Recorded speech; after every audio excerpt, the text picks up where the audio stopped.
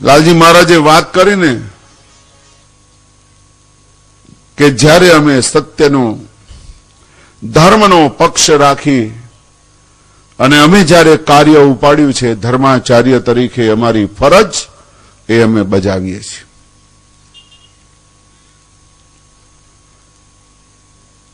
આ પદ ઉપર બેસવાના 1 કરોડ કે 2 કરોડનો કોન્ટ્રાક્ટ થતો હોય 1 વર્ષનો, 18 વર્ષ સુધી અમે જે કામ કર્યું છે ને હવે પછી જયારે એમ કહેવામાં આવે કે 6.5 કરોડ રૂપિયા તમે લઈ લો અને તમે ચાલ્યા જાઓ, હવે હું એને શું જવાબ આપું? સમાધાનના નામે પેપરોની અંદર છપાય છે કે આટલા આટલા અધર્મના કામ કર્યા, એટલા માટે અમે એમને પદભ્રષ્ટ કરીએ છીએ. આ તો શબ્દોની મારામારી છે. ઘણા હરિભક્તોને દુઃખ લાગે છે. મારે કહેવું પડે છે કે ભાઈ તમે દુઃખ ન લગાડશો. એ જે શબ્દ કહે છે એ શબ્દનો અર્થ તમે સમજ્યા? પદભ્રષ્ટ શબ્દ કોને માટે લાગુ પડે?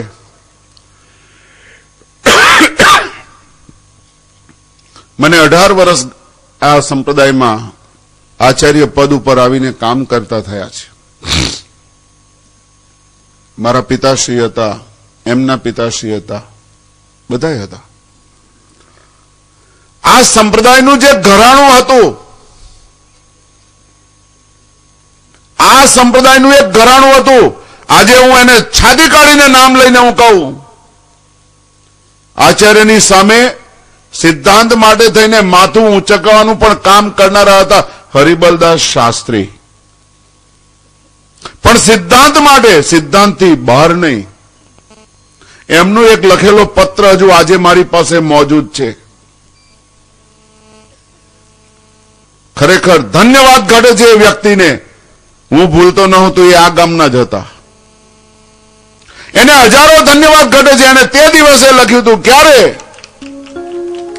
કે સંતોને જ્યારે આસન ઉપર મકાનોની અંદર ઇલેક્ટ્રિસિટીનું કનેક્શન આપવાનું હતું, એ વખતે એમણે લખીને આપ્યું હતું કે મહારાજ તમે અમને કનેક્શન આજે લાઇટનું આપશો તો કાલે ઉઠીને અહીંયા આગળ છે તે ટીવી ને રેડિયા આવશે અને સંતો વંઠી જશે. આ તેદાડે એને લખ્યું, માટે તમે ના આપો. એને વિરોધ કર્યો હતો.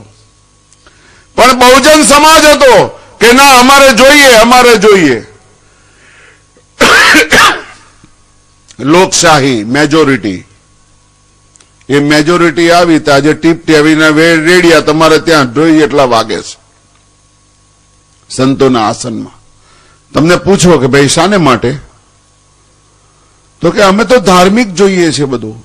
હવે કેટલું ધાર્મિક જોવાય છે? ઓચિંતો છાપો મારો. અમે અનુભવ કર્યો, હરિભક્તોની કમ્પ્લેન આવી કે મહારાજ આ સંતોના વર્તનની ઉપર કંઈક અંકુશ મૂકો.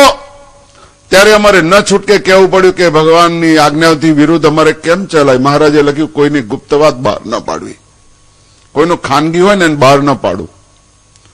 એટલે અમે જાણીએ પણ છતાંય અમારાથી કહેવાય નહીં. પણ એક વાત છે, અંકુશ તો અમારે મૂકવાની ફરજ પણ છે પાછી. હવે એને માટે અમારે એને બોલાવીને 2 શબ્દ કહેવા હોય તો તમે મને પુરાવો આપો, ત્યારે અમે વાત કરીએ. એટલે હરિભક્તો કહ્યું કે લ્યો મહારાજ આ પુરાવા. હવે પુરાવા આવીને જયારે પુરાવા જોયા ત્યારે અમને એમ લાગ્યું કે ખરેખર અંકુશ મૂકવાની જરૂર છે. જાણતા હતા પણ સાધન નહોતું એટલે મિથ્યા આરોપ મૂકવો નહીં. ભગવાનની આજ્ઞા હતી એટલે અમે મિથ્યા આરોપ મૂક્યો નહીં. પુરાવા આવ્યા એટલે અમે શરૂઆત કરી. અમે શરૂઆત કરી એટલે નીચે પાણીનો રેલો આવ્યો. એટલે હવે કહે છે કે અમારા આ આચાર્ય નથી જોઈતો.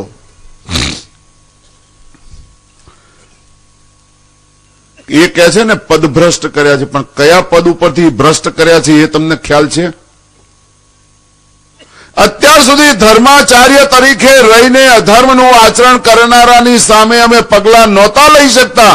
એ પદ ઉપર બેઠા હતા, ત્યાંથી અમને ભ્રષ્ટ કર્યા છે. અને આજે અમે ધર્મના પક્ષમાં આવીને બેઠા એટલે અમે આજે અહીંયા આવ્યા છીએ. અમે ત્યાં નથી, ત્યાંથી પદભ્રષ્ટ થયા છીએ અમે એમની દ્રષ્ટિએ. એમની દ્રષ્ટિએ ચોરની ગેંગમાંથી અમે છટક્યા અને અમે પોલીસની ગેંગમાં આવ્યા અને આજે અમે અમારા કર્તવ્યમાં આવ્યા છીએ. અમે ત્યાંથી પદભ્રષ્ટ થયા, અહીંયા નહીં. એ કે અમારી ગેંગમાંથી તમને કાઢ્યા તો સારું થયું, અમારે એટલું પાપ કર્મ કરવું ઓછું થયું.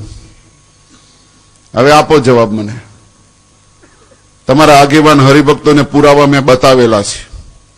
પૂછી લેજો આગેવાનો જે મારે ત્યાં આવ્યા હતા, પુરાવા જોઈને બેઠા છે. મારો એ જ તમને સંદેશ કહેવાનો છે કે આચાર્યની પાગ મૂકવી, આચાર્ય તરીકે બેસવું. ઘણાને એમ થાય કે મહારાજા બીજાને બેસાડી દીધા. હું તો કોઈ બેસાડ્યા જ નથી કોઈને. તમે માનો છો એને બેસાડ્યા છે? આખા સત્સંગીને પૂછો, સત્સંગ સમાજને પૂછો.